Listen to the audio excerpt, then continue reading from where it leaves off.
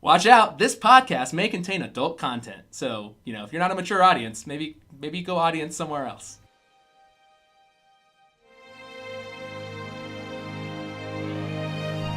Ladies and gentlemen, welcome back to On the Case, an investigative television podcast where we are diving all the way deep into all the Game of Thrones characters that are living ahead of the final season. We're brought to you by Altered Reality Entertainment. They are the creators of Epic Comic-Con. You can check out Epic Comic-Con at epiccomiccon.com. Check out the guest list, see who's coming. You should go, because I'm going to go. I'm going to be there. You should be there too. It's in Atlantic City, New Jersey. Check it out. But one final thing. This show is recorded, brought to you by, and hosted by me and Casey. But who's me? I'm Elijah. But that's super not important either, because I am not who we're talking about today. We're talking about Theon Greyjoy. The Dongless. The new eunuch. The new eunuch. Not the old. He's not the old eunuch. Oh, poor Theon. Really gotta kick him when he's chopped. Casey, can you tell us about kick him when he's chopped? Woo! We're already off the deep end. Theon Greyjoy. Can you tell us about Theon Greyjoy, Casey? He's the last remaining son of the old king of the Iron Islands, Balon Greyjoy. Mm-hmm. He was raised by the Starks because when they tried to revolt against the crown after Robert's rebellion, they were thoroughly smashed into oblivion and his other brothers were dead. So as a way to keep the Iron Islands from not disobeying the crown again, he was the ward of Ned Stark and was raised with the boys of the Stark household. Then went on to betray them to try and make his dad happy, and that didn't work out so well as he got captured by Ramsay Bolton, and we all know what happened to his very famous penis. It's gone. And Theon's gone through some rough patches in his life, to say the least. He was turned into Reek for many years and took him a long time. Basically, he couldn't get out of being Reek until it was time to save Sansa, get away from Ramsay Bolton, redeem himself, go back to the Iron Islands, just to get, again, completely dismantled by his uncle. And now it's him and his sister Yara against the world, basically. He's trying to do the right thing. Save her. Kind of gone full circle, yes. And then he lost her to his crazy uncle Euron. And so I think right now, when we last seen him, he is on a mission with a small group of men after having finally proved himself to them as a worthy captain to go after his sister and save her from this psychopathic uncle of his. So, when you were like flames emoji against the Red Woman? Yes. That's how I am against Theon. No. Theon's the worst. Theon. I don't want to see him redeemed. He's already been redeemed. I want to see him fail. He's already been redeemed. Boo! Boo! It's what I say to Theon. Okay, so here's Theon's a great character. He is a great character. He is a fantastic, phenomenal character. Now, one thing we haven't done this too much because both of us have read the books, and we haven't really done too many book show differences. But I do want to just let the audience know about one thing that does happen in the books versus the show. Is that in the show, you know who Alfie Allen is, you know what Theon looks like, so you get to see the transformation from Theon to Reek, with him being constantly tortured by Ramsay Bolton. Broken down. Yeah. In the books, that's not how it plays out. You have him disappear for more than a whole book, right? It's a book and a half? Yeah, why? No, he's not in 4. Yeah. So well, 4 and 5 happened at the same time. Yeah, but they are separate books and they came out at different times in our world. So long break. So Theon is gone from the end of the second book through book 3 and book 4, and that's years in book release time, and he appears back in book 5 as Reek, and you don't know that it's Theon initially, for a while. And that is a reveal. So that's one of the things that in the book just blew my mind, and that's something you can't really do on television because the actor has to appear in a certain amount of episodes to stay in the show, and then also showing that transformation and showing the true monstrousness of Ramsay does give us a little more payoff in the Battle of the Bastards, I would say. Absolutely. When that all goes down, but and everything leading up to it. I mean, his evilness just, it ramps up over and over, and you just think, oh, there's nothing more you can do, and it gets worse and worse. And so the reason that I brought this up is that something with the books that is different than the show is that every book chapter is from a perspective of a character. Yes. In the books, we don't get the same remorse scene that we get in the show, with Theon writing out the letter and then burning it, the one that's warning Rob about the ships coming and them raiding the coast of the being north. betrayed and everything. Yeah, and so that's something that we don't get that. We don't get to see that he at least has some remorse and shows that, because in season 1, I was like, yo, Theon's Legolas. Let's go. Let's do this. I was hype about the Robb, Theon, like I was ready for all that. Yes. And then it's, Robb's decision, and Kat tries to even stop this, but she's like, hey, he's like, hey, let me go talk to my dad. I'll get boats. We'll do this war thing. And what a critical error by the young King of the North. Yeah, well, it was. He trusted a friend who he considered a brother. But in this show, bloodlines run deep and lineages run deep. And when he goes back to his father, who he hasn't seen since he was 8 years old, all he wants is to belong somewhere. And during this episode, I'm going to try and turn the tide on your opinion on Theon. It ain't gonna happen. Because we have forgiven characters for much worse than what Theon did. Okay, Theon tried to earn his father's trust, and his father's a horrible person. Theon isn't a horrible person. The worst characteristics of Theon early on is that he's a bit cocky, literally and physically. He's more about getting women and seeing awesome than being a great leader. But he's also he's lived in this house with these other sons of a great lord who are revered and loved by their people, and he's just kind of mixed in there. And some people call him mean names because he's a ward, like his family's a bunch of cowards, they live on these shit-stained rocks they call an island, and all this. But he also has pride in who he is. He wears it like a badge of honor, but then he realizes when he goes back home, he has no fucking idea how to be an Iron Islander. He's not a man of the Iron Islands. He is wearing jewelry and he's being criticized for that. Did they buy it or did they pay the iron price? He doesn't know enough about his culture to live that way, and when he finally gets smacked in the face with the fact that he is an unworthy son and that he's not going to come back to this celebratory reunion and love, that it's really going to be like, what have you done for me lately, with his dad the whole damn time, and his sister is better than him in everything he should be great at. He wasn't raised that way, so he's lost. See, okay, you talk about he wasn't raised that way. So if he was raised with the Starks and if he was the ward of Ned, don't you think he would have received the same kind of battle training Robb and Jon received? Because both of those guys can handle themselves on the battlefield. Whereas I've always felt like Theon is very Joffrey in the pompous way he carries himself, and that he's better than everyone, and with little proving. He's done. I felt like maybe he was in some of the battles that Robb initially started, but I don't know. He's a worthy swordsman and a more than worthy archer. But when he goes back to the Iron Islands, the things that they want are savagery. You have to be relentless and remorseless, which he isn't. And you also have to be great on a boat. There's no fucking boats in the north. Yeah, so he didn't live on a coast. He didn't know how to he probably shouldn't even know how to put a sail up, okay? Mm-hmm. And these guys have been doing it since the time they can crawl, all right? So he's thrown into this culture where his name should make him someone, but he can't lean into it because, if anything, it makes him seem more completely inept at what he should be awesome at, because he's a kraken from birth, and he can't even lead a group of mercenaries. And he gets given the shittiest job. He gets completely dismantled emotionally, and as he's backpedaling, the only way he can make his dad, who hates him right now and sees him as just like a reminder of his failures, is to do something he doesn't want to do. And like you said about the letter, he really doesn't want to betray Robb or the Starks. But he still does it. But he wants to be a Kraken and make his dad proud. His dad he hasn't seen since he's 8 years old. And I think his character breaks in two at that point. And then it breaks again when he becomes Reek. He gets broken down and he gets told whenever he tries to do the right thing, it doesn't work. And then he finally does it. He still does it, though. No, he doesn't. Deserved it. Here's my thing. So, he deserves some of it. You know how Davos is your favorite character?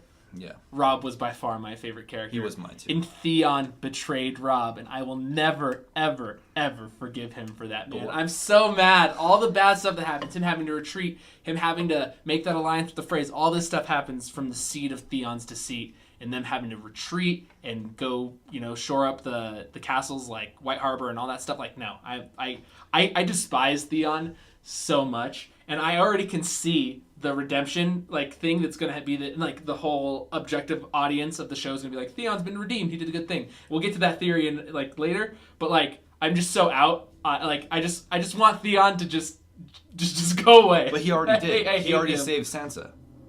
That's not enough for me. If Sansa hadn't gotten out of there, Jon would have never rallied an army and brought the North back to the Starks. Yeah. It was really important. That's a monumentous moment because he was so broken down in Reek that when he made that decision, everything in his mind was telling him that it was just going to turn out like everything else he ever tried to do. Mm-hmm. He's just going to be a failure. He's just going to die. He's just going to live in a more horrible way, which, I mean, I don't even know how you could imagine that. But, I mean, it's not even his fault. Like you just said a few minutes ago, Robb made the decision, and his mom told him not to. So what if Theon goes back? Balon already had decided what they were going to do. They were already going to attack the North. Now write the letter and be in a dungeon. He would have died. Yeah, he would have died. And the letter probably would have never made it out. He probably would have gotten stopped on the way to the, where the ravens Eaglery? are and stuff. Yeah. No, the Ravenry? Yeah, yeah. They would have never let that happen. He would have died. He probably would have gotten thrown off of one of those goddamn bridges, just like his dad ended up doing. But nothing would have stopped what was going to happen. And Robb still would have been stuck, losing the North, trapped in the Riverlands between Tywin's army, Balon's invasion. Nothing would really change if he hadn't done that. And it was still Robb's poor decision to do that. I disagree. It's still his failure. And Robb made quite a few failures. I loved him too. I was rooting for him. That's why the Red Wedding ripped my goddamn heart out. And after a few days of mourning, I realized this is the best show ever made. Because I care way too much and it ripped my heart out and I still love it and I want to watch it. Maybe never that scene again, which I did, but it's still hard. It's beautiful. That part made me close the book and throw it across the room. And a lot of people did. Yeah. My favorite thing was watching reactions of people being destroyed emotionally by it. Yeah, because it's rough. It's so great. I mean, but it's perfectly done. It's perfectly done. Even the title of the episode is Reigns of Castamere. If you don't know what that is, you really don't. Everything just comes together. I'm still mad at Theon, man. He took Winterfell, freaking. But then what? Then what did he do bad after that? That's it. No, but like Maester Luwin died because of that. He paid for it. He paid for it. Was it Roderick? Was that the Sir Roderick? Yeah. Yeah. Yeah, he did behead him. That was probably the worst thing he did. And had those farm boys burned or whatever. Yeah, like. But dude, Stannis did worse, moves. and people rooted for Stannis. Okay, Jaime crippled a young boy and fucked his sister and fucked up and killed the king and did all these horrible things, but you still gave him a redemption, right? You know what it is? It's because like Nikolai Coster-Waldau is like attractive, and every time I look at Theon, I'm just like, you're so shitty. Yeah. I'm just like, he's in real life he cleans up pretty good. No, I know, I know, but like in the show, just like looking at him, I'm like, God, you're just like, he has a hateable face. That's why he's the puppy stomper in John Wick 1. People Oh, forget yeah, about that's that, right. Yeah, and he gets his comeuppance in that one too. Yeah. So it is what it is. But I think You've just firmed my position on I don't want to see him redeemed because he stomped a puppy in John Wick, and I'm going across the board, across dimensional That's a different acting. universe. No, I don't care. Come on. F that guy. Come on. Okay, so we last saw him getting on a boat, and he kind of discovered his superpower, which was because he's been tortured so much, he can take a beating. Yeah, especially a kick to the nuts. Yeah, he can just keep getting back up. Good. So he earned the respect. That was a great moment for him. Yeah, I felt. Yeah, he's lost a lot, and now he lost his sister too. I really like that scene with him in the chamber with Jon when he's like, I don't know. You've always known what was good, and then he's like, you can be both. You can be a Stark and a Greyjoy. So that was a touching moment. That's what he needed because, like I said, his story is one of a man who's lost, a boy with no family really. He didn't think he was all the way anything, but he said you don't have to be, and that's him giving that brotherly love back. Yeah, he would have never done that 3 seasons ago, but what he did for Sansa kind of nullifies it. And Jon said the same. If it's okay for Jon, it's okay for me, because he's still trying to go out there and do good, and fight for the right side. He's trying to. Jon knows nothing though. Jon knows plenty. Okay, and he knows Theon. He grew up with them, and Jon grew up feeling a lot like Theon. Yeah. An outcast who's also part of the family. Then why was Theon such a dick to Jon the whole time? Because they should have. So was Sansa. Gone it. They should have. Sansa was horrible. Catelyn was horrible. Okay. They were, a lot of them were horrible. All right, let's talk about his best moments then. All right. What was Theon's best moment? Saving Sansa. Okay. I think saving Sansa was his best moment. All right. I'm gonna say when he was in those kennels, and Yara came to save him, but it didn't go, and he was just like shivering. You're an asshole. That was my best. That was my I was like, get effed, Theon. When he saw him eating the sausage and he cried, Yeah. he thought he was eating his dick. Best moment. You're such a piece of shit.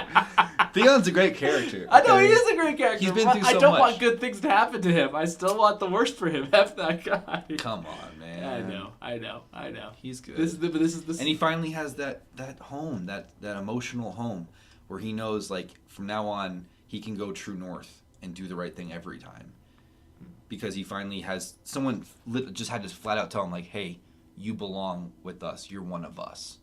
And that's all he needed to hear. And Jon knows that more than anybody because that's all he ever wanted to hear. He didn't want to even change his name to Jon Stark because he didn't feel like he earned it. See, because like... How broken are these men? You know? Yeah, okay, so like, I get what you're saying. Like, you're saying, like, he was already redeemed from the Sansa thing. So if we're, like, after the Sansa thing, he's on a positive trajectory. He gave them back Winterfell after he took it, right? Well, look, I'm just saying, like, look, if you're saying he's on a positive trajectory from that moment, or that you're saying that's his redeemed moment, then, because I'm going to talk about worst moments now, he still has his worst moment, and that's the thing where he could save Yara and he jumps off the boat, and that's after he's already saved Sansa. So he hasn't been redeemed. I don't think he has been. No, like, that's Reek coming back out. That's him still being broken. You don't fix everything overnight. You don't fix years of torment and being broken down to being less than a human being, and then something comes at you and throws you back into that mind state. Anyone with PTSD could say that moment was a breaking point in his character, a strength that he had lost. That in that scene you like, where he finally takes control at the end of the season, beats that guy's ass, becomes the captain of the ship, and says, "No, we're saving my fucking sister. I don't care what you want to do. I'm leading this." Mm-hmm. That's him regaining that strength. In one season, he had a moment to shine, and he lost it because Reek came out, and then he had a moment to become Reek again, where he broke out of it finally. He's finally more Theon than Reek. But even at the King's Moot, when he had to stand up for his sister, he said some nice words. But you could tell he was tense. He was tentative. Yeah. He's a broken dog. He's an abused dog. That's probably one of his better moments. I'm all in on Kingsmoot. Yeah, it was great. Just the term Kingsmoot, just the idea of it. Every part of me is a fan of that. The fact that one of the most savage groups in the entire Game of Thrones universe has an election is kind of baffling. Let us all talk and throw shells and rah! Yeah, it's incredible. But then it's really like, she's a bitch, I'm a man, big cock, I'm gonna go fuck the dragon lady. And they're like, we want this guy. It's still stupid and savage. He did a good job of being his own hype man, though. That was some pretty good flaving there on the Salt Islands. He had all the ammo, man. The dickless Theon jokes. I mean, he was ready. He wrecked shop. Okay, so let's talk about Theon's happiest ending then. Well, I didn't say my best moment yet. Oh no, sorry, you're right. I think your best my best and worst moment. Well, I said my best moment was him saving Sansa. Yeah. I think the opposite of that is his worst moment is when he fails to save Sansa. Yeah. So it's like we just talked about. He failed to save the Yara. Candle stuff. Now he's with, going for Sam. Brienne and all that. Yeah, or no, not even that. It's more like the wedding night stuff. Gotcha. Like he had a chance. He could have just stabbed him in the back or strangled him. That's a rough one. That is the worst moment in maybe the entire series for anyone to watch. I mean, it's a moment that doesn't happen in the books quite the same. It's actually different and worse and not as worse in the books, but I won't get into that. But there's definitely a chance there where he could have done something awesome and saved someone from a horrible situation, and he didn't because he was still more Reek than Theon. And then I think every moment after that is him suppressing those Reek feelings and becoming more of himself, but in a better way. Maybe we should have done 2 separate episodes, one on Reek and one on Theon. That's his worst moment to me. I think he could have saved Sansa, he didn't, and then when he saves her, you're finally seeing that this person has a bigger role to play, and we've kept him around, we've tortured him, we've beaten him down, he's paid for his crimes and then some. Now we need to move forward with where can he go, what can he do, and how much good can he put back into the world that he's kind of royally fucked up in some way.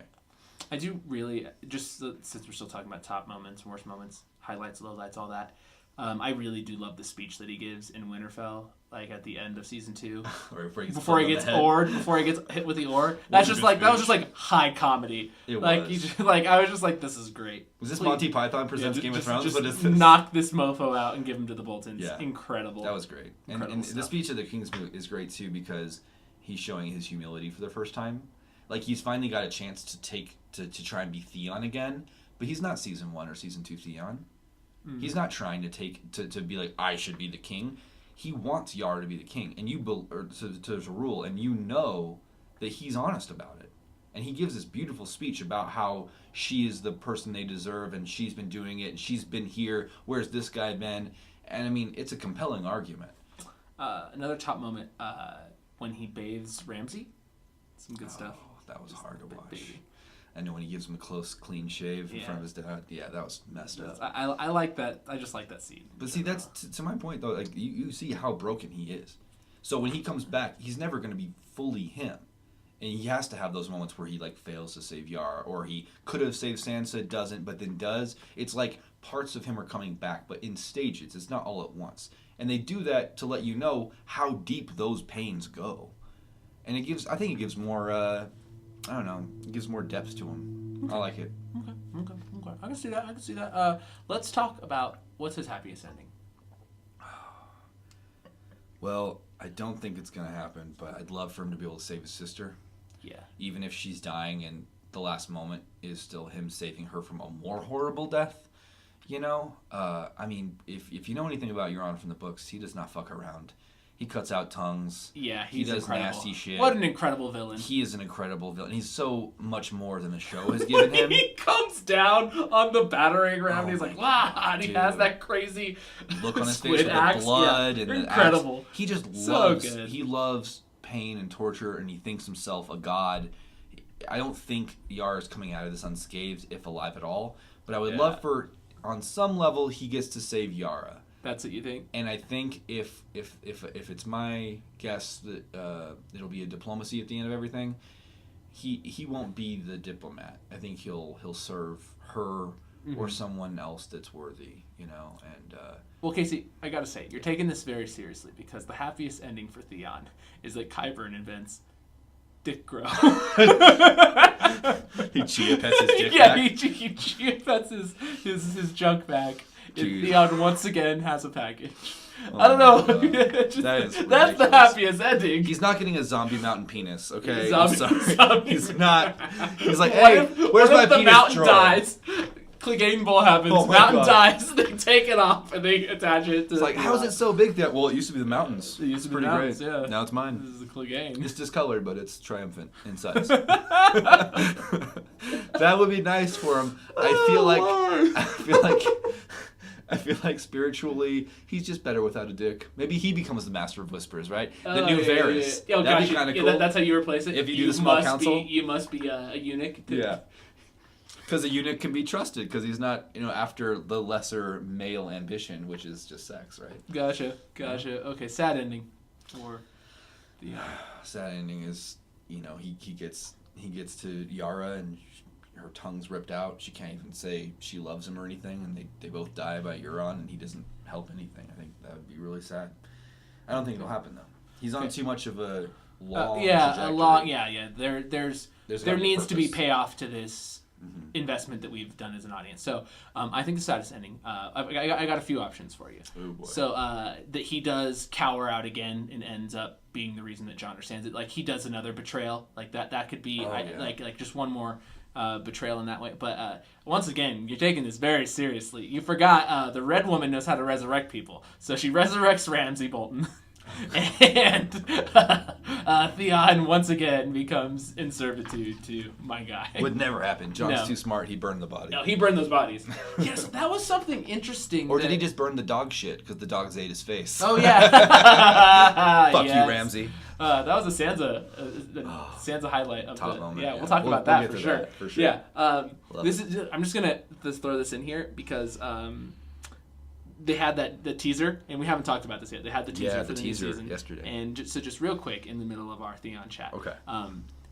The idea that there are still like decomposed bodies in the crypts of Winterfell, and then like the Night King pulling up to the gates of Winterfell, and then reanimating the people in the crypts, and the then people in the crypt, and the crypts, people in the crypts come up. That just like blows my mind, and I'm just like, is there going to be a brutal scene where they have to light the crypts under Winterfell on fire so that none of those dead bodies can come back? Yeah, I don't know, because like they've shown straight up skeletons come back to life, but we've also seen straight up skeletons be whites, like in the which Bran means scene. It doesn't matter how far gone they are if they're not they burned. Could still be So that was just something I was thinking, like maybe they just they're too sentimental and they forget to burn the crypts because those are their family and stuff. But there's a lot of theories I'm wondering if that's just like the linchpin or the crux of the Night King winning in the North. Like that'd blow my mind. It could be crazy. And there's also a couple of things because like there's a section of the crypts in Winterfell that have like fallen apart and you can't get to them anymore. And they say that about a lot in the books. Right? There's like another section. And so people have had two theories about why they call it Winterfell. That maybe there was an ice dragon there. But I think now that we have an undead dragon that shoots blue flame, we don't need an ice dragon. But what if the Night King is after his Night Queen, and that is where winter fell, and she's down there, or something like that? Some sort of like, they closed it off for a reason, so they could never reanimate this corpse. But the magic itself does that.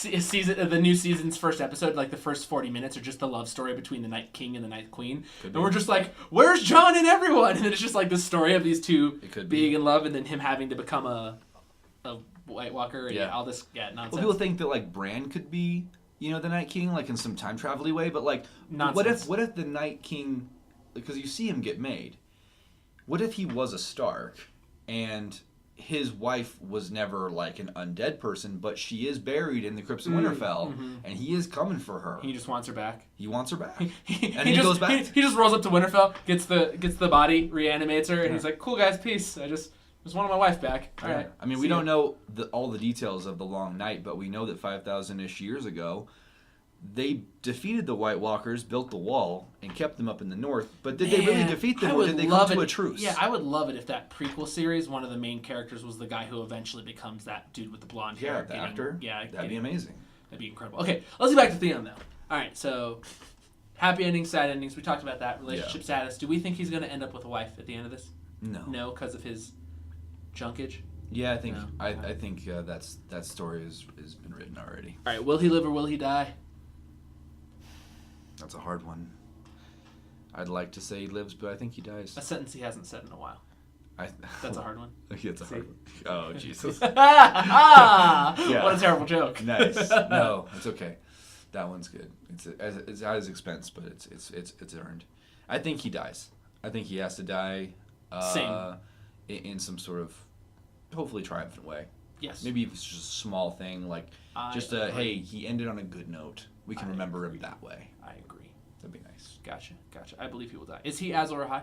No, he's not. Definitely not. We're kind of banging through these here at the end. We're at theories already at the end of this. Yeah. Because we've agreed on a lot of stuff, but even though we've disagreed ultimately on him as a person. You can not like him, but you have to at least say that his character has it's an entertaining arc. It's an entertaining arc, and there's a lot of depth there. Yeah. So you ready for my theory? Go for it. Because I'm on the I don't like Theon train, and I don't want to see him redeemed, and I want to see him brutally murdered. Yes. But what I think will happen is I do think he will, one of two things. I do think he will set out to save Yara. This is probably episode 1. I think he will succeed in either trading his life with Euron, so like kind of an eye for an eye thing, and he dies and Euron dies and Yara is set free, or that he lets Yara out and then the overall Greyjoy forces are able to overthrow the loyal forces to Euron, and they get their boats back. Them getting their boats back is very important to me, because the thing that Theon can do is, let's say Winterfell falls, this is episode 3 or 4, and everyone from the north is fleeing south.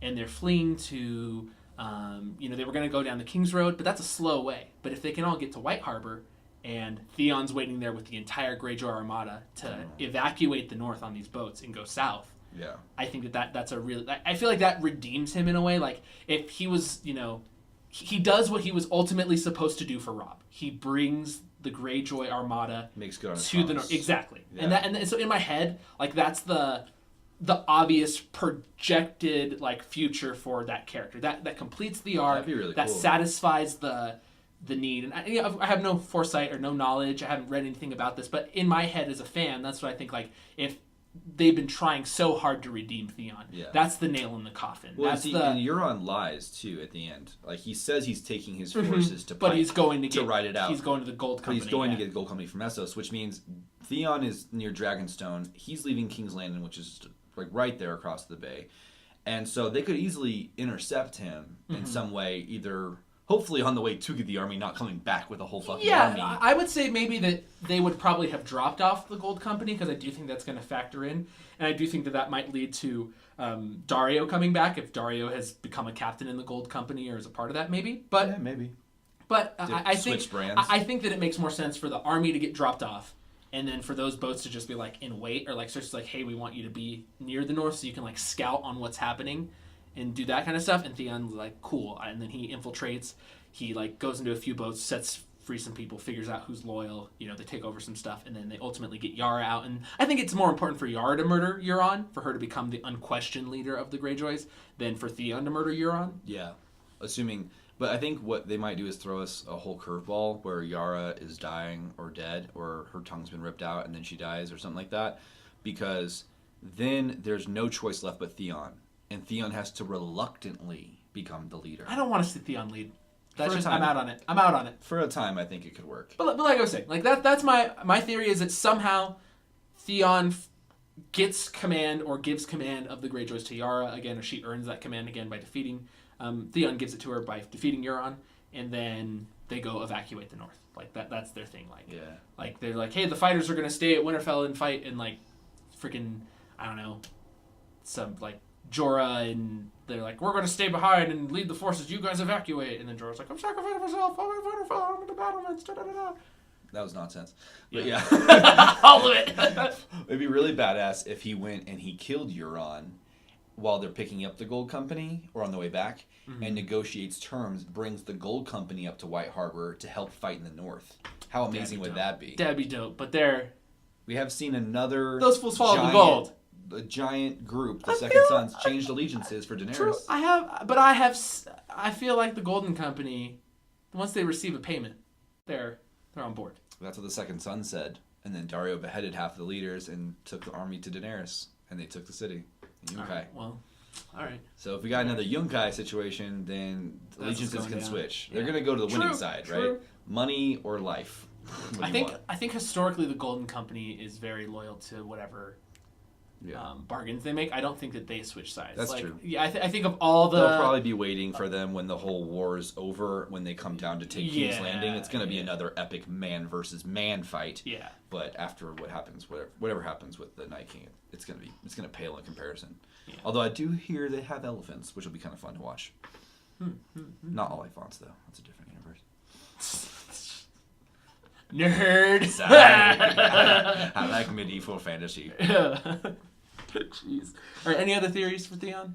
No. Theon Theories? I don't think so. I think if he ever does take control of it, like he'll honor what Yara said, and they won't be raping and pillaging as their main source of income. They'll find some other way to make the Iron Islands self-sufficient and a more productive part of the Seven Kingdoms. You know what they should be? They should just be like Uber, but for Westeros. Yeah, that'd be sick. Just a bunch of Greyjoys ferrying people safely back or and like forth.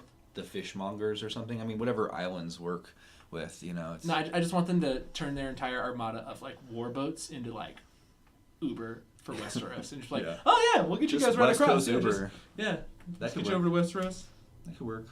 Yeah, or they could maybe be the thing, like if the Night King won, and the whole continent was going to be screwed, they do a mass evacuation and save everyone they can. Everyone goes west of Westeros, or to the Southern Isles, where you know where Missandei's from. You know how like they say like no one knows what's west of Westeros. Yeah. I kind of like.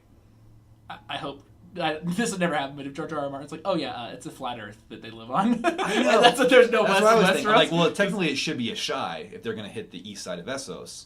Yeah. And I always thought it'd be really cool if they went there, because they always have that whole thing with Daenerys. You're supposed to go east to go west. You have to go beneath the shadow, and that's called the shadow. But yeah, and if it's a round world, it's it's a shy. But if the flat earthers out there are like, no, just keep going forever. Yeah, man, they're done west of Westeros. It's flat. It's Westeros. Westeros. So original, George, with Southeros and man. There's no U in it. That's how it's special. Sotheros. Sotheros.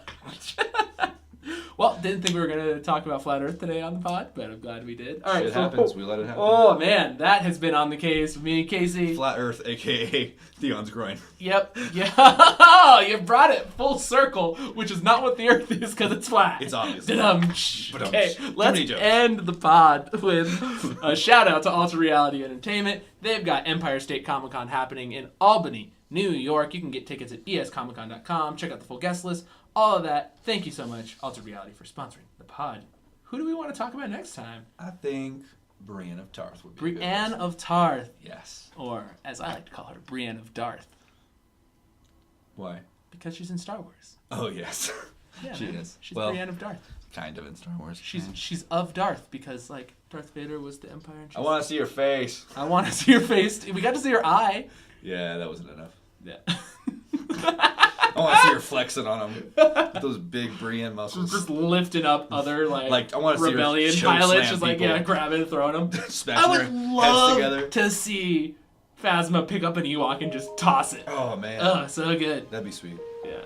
Make a bunch of slippers out of it. Okay. Well, that's been the pod. Brienne's next time. Yeah, Brienne's next time. Thank you guys for listening to On the Case, and we'll be back at some point in life. Bye.